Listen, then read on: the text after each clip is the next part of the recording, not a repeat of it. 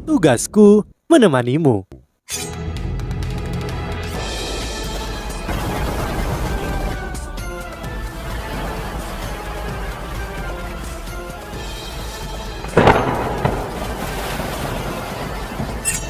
Hai sahabat Pasuk, kembali lagi bersama alur cerita versi novel Solen 2 Sekte Tang yang tak tertandingi. Jangan lupa like, subscribe, dan nyalakan tanda lonceng. Mari kita lanjutkan.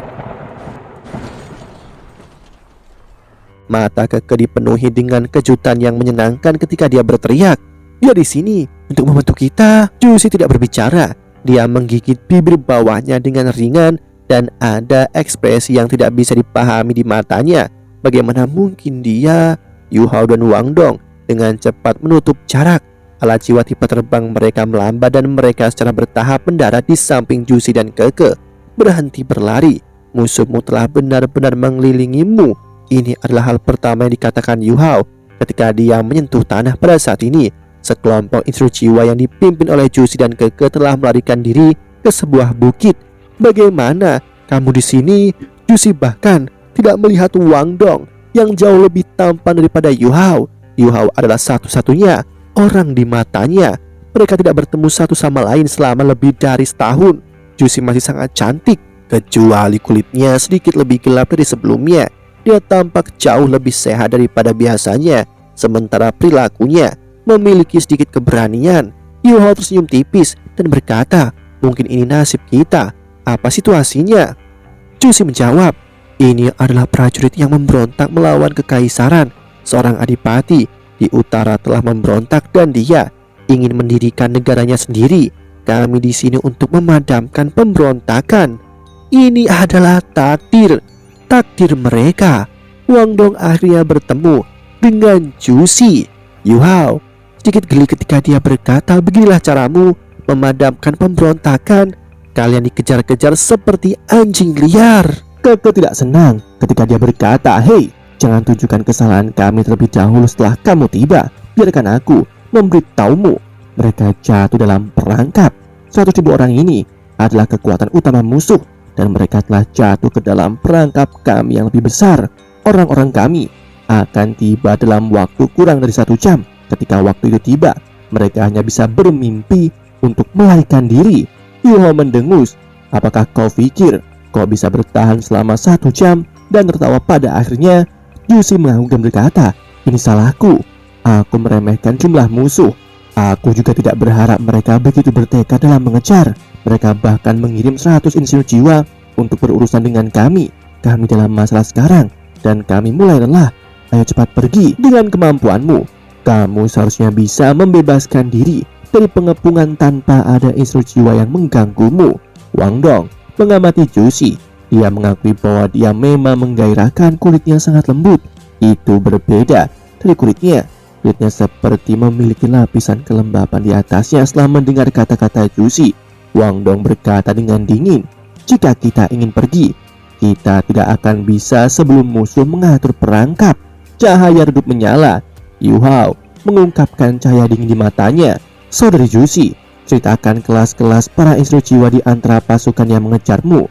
Menilai mereka sesuai dengan standar akademik teknik kekaisaran Liu." Juicy juga mengungkapkan ketakutan dan kemampuannya sebagai komandan. Dia menekan emosinya dan berkata, "Mereka semua adalah instruksi jiwa kelas 4. Pemimpin mereka harusnya seorang instruksi jiwa kelas 5. Alat jiwa mereka terutama kelas 4 dan ada kurang dari 5 alat jiwa kelas 5. Kami menghancurkan beberapa sebelumnya. Totalnya seharusnya sekitar 80 sekarang."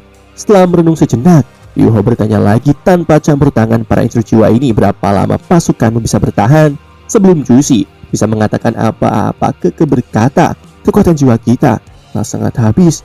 Rata-rata tersisa kurang dari 30% kekuatan jiwa. Kami tidak memiliki alat jiwa stasioner untuk mendukung kami. Di bawah keadaan seperti ini, pasukan kita hanya bisa bertahan selama 15 menit bahkan tanpa campur tangan instruksi jiwa." Yu Hao mengangguk dan berkata, "Aku mengerti. Juicy, terus komando pasukanmu. Gunakan puncak gunung ini sebagai penghalang untuk melindungi diri. Mulai sekarang kita hanya memiliki satu strategi, bertahan sampai bala bantuan tiba." "Apakah kamu yakin akan ada bala bantuan?" "Benar-benar yakin," jawab Juicy. "Aku menyusun strategi ini Kami memiliki 30.000 tentara menunggu untuk menyergap. Sekelompok kecil instrujiwa ini ada di sini untuk memberi umpan kepada musuh. Musuh masih tidak menyadari bahwa bala bantuan kami telah tiba. Aku memberi sinyal sebelumnya. Dalam waktu kurang dari 1 jam, pasukan kita akan sampai. Yuhao berkata, bagus, kalau begitu, mari kita lanjutkan dengan strategimu. Dengan kondisi saat ini, kamu akan kesulitan untuk keluar. Kamu hanya bisa berpegang teguh pada kesempatan untuk melarikan diri. Seorang instrujiwa muda. Di satu sisi Jushi sangat marah, berpegang teguh. Bagaimana kita melakukannya? Kekuatan jiwa kita hampir habis. Ada instrujiwa di camp musuh yang menargetkan kita. Bahkan sebelum perisai pelindung kita rusak, pasukan musuh akan mencapai kita. Pada titik ini, pasukan musuh sudah berkumpul dengan cepat. Musuh-musuh akan mencapai mereka dalam waktu sekitar 15 menit. Yuhao berkata, serahkan instrujiwa itu kepada kami. Berikan ini kepada semua orang sebelum musuh datang. Saat dia berbicara, dia terus menampar pinggangnya sebelum melakukan tindakan melempar alat jiwa keluar dari pinggangnya dan mendarat di tangan para instrujiwa. Itu semua adalah botol susu kelas 4. Setelah menerima botol susu, Keke bertanya Yuhao, mengapa kau memiliki begitu banyak botol susu? Apakah kau menjadi pengasuh? Wajah Yuhao menjadi hitam. Jushi dan Wang Dong tidak bisa menahan tawa meskipun suasananya sangat tegang. Pengasuh apa? Botol susu adalah yang paling berharga di antara semua alat jiwa di kelas yang sama. Ketika aku luang, aku membuat beberapa untuk ditukar dengan uang. Pada saat yang sama aku bisa menggunakannya. Ketika kamu selesai menggunakannya, kamu harus membayarku. Sewa akan dihitung secara terpisah. Wang Dong, ayo pergi. Saat dia berbicara, dia menarik tangan Wang Dong. Dia melihat ke langit dan meraung sebelum meledak ke arah para instrujiwa musuh yang baru saja tiba dan mengelilingi dasar pegunungan. Yuhao, Jushi memanggil, tetapi Yuhao dan Wang Dong sudah pergi. Pemuda yang sudah membantah Yuhao sebelumnya berkata, ada lebih dari 80 instrujiwa. Apakah mereka mencari mati? Jushi langsung marah. Diam, mati? Apakah kau cukup berani melakukan apa yang mereka lakukan? Untuk beberapa alasan, dia merasakan darahnya mendidih ketika Yuhao meraih tangan Wang Dong dan menghancurkan lereng gunung untuk menggunakan alat jiwa terbang menghadapi instrujiwa musuh. Mengapa rencana prajurit tertinggi Shrek dirancang? Tujuannya memiliki satu individu yang dapat mengubah hasil perang. Saat ini Yuhao akan mengalami pertempuran pertamanya. Selalu penting untuk menjatuhkan pemimpin terlebih dahulu. Tidak dilakukan lagi. Para instrujiwa adalah inti dari pasukan musuh. Hanya dengan menyingkirkan para instrujiwa ini, ancaman jangka panjang musuh bisa dihilangkan. Ini akan memberi lebih banyak waktu untuk para instrujiwa di puncak gunung. Mata Yuhao dipenuhi dengan tekad. Dia tidak takut hanya karena kalah jumlah. Wang Dong mengenakan tatapan menakutkan yang tenang di matanya. Dia begitu tenang sehingga dia bahkan tampak sedikit dingin saat mereka berdua terbang ke depan. Mereka berdua seperti elang. Musuh jelas tidak siap. Riak terdistorsi dirilis dari dahi Yuhao. Dia dan Wang Dong harus mengakhiri pertempuran dengan cepat. Gangguan spiritual diaktifkan sejak awal.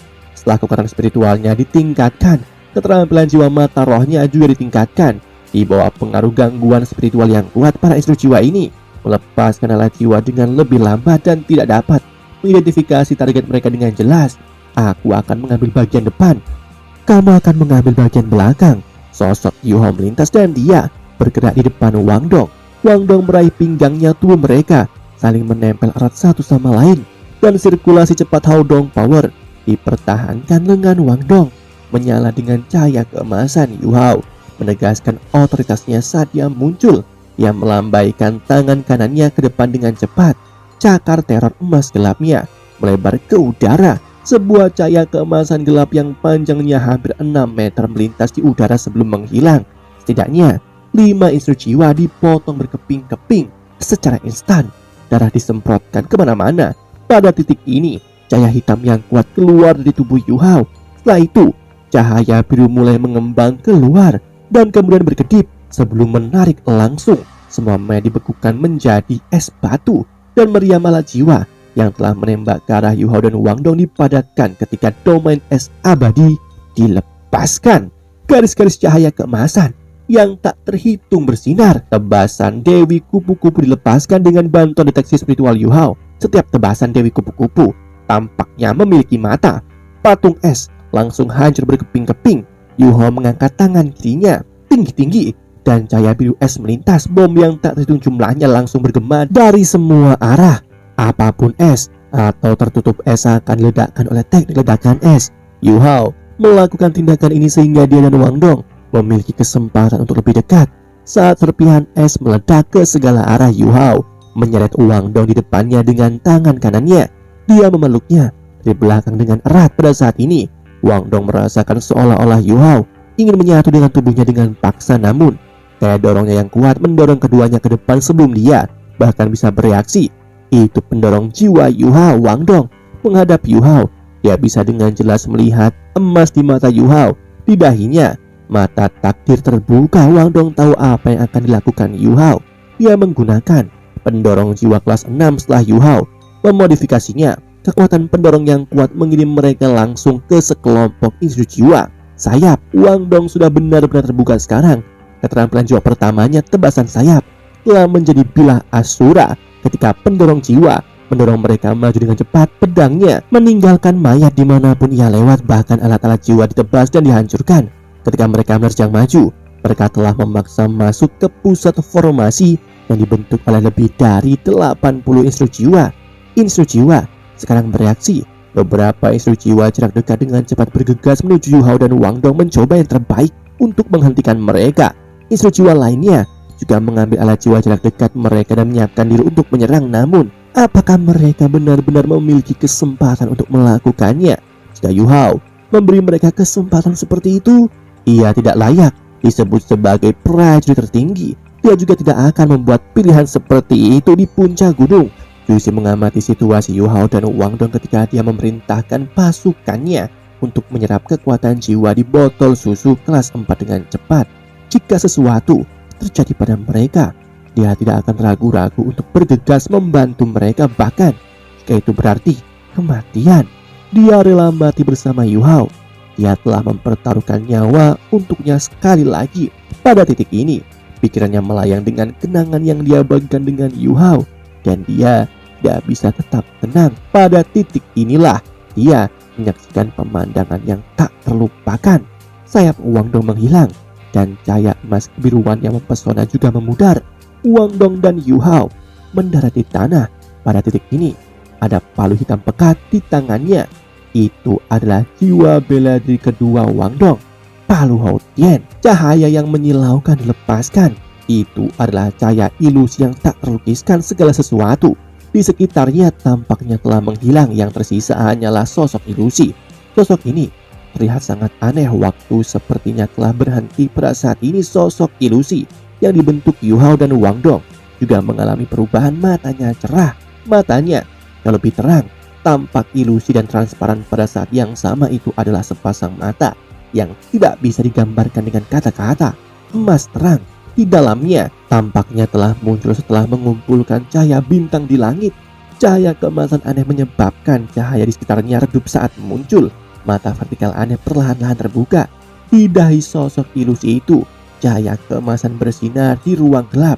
Palu emas cerah muncul dari udara tipis. Itu hancur dan diubah menjadi palu kecil yang tak terhitung jumlahnya. Setelah itu, palu itu juga berubah menjadi cahaya emas. Detik berikutnya, lingkaran cahaya emas menyebar dari dahi sosok itu. Ini adalah kombinasi mata roh dan Palu Hao Tian. Mantra di tengah kekosongan, badai rohani. Segalanya tampak melambat, namun retakan mulai muncul di udara ketika cahaya emas berlalu. Ruang itu sendiri tampaknya berada di ambang kehancuran. Retakan berpotongan dengan cepat memisahkan instru jiwa. Lingkaran emas memanjang hampir 100 meter ke arah luar sebelum menghilang. Palu kecil itu juga menghilang secara misterius. Namun para instru jiwa yang siap menyerang berdiri di tempat seperti patung. Mereka tidak bergerak. Meledak.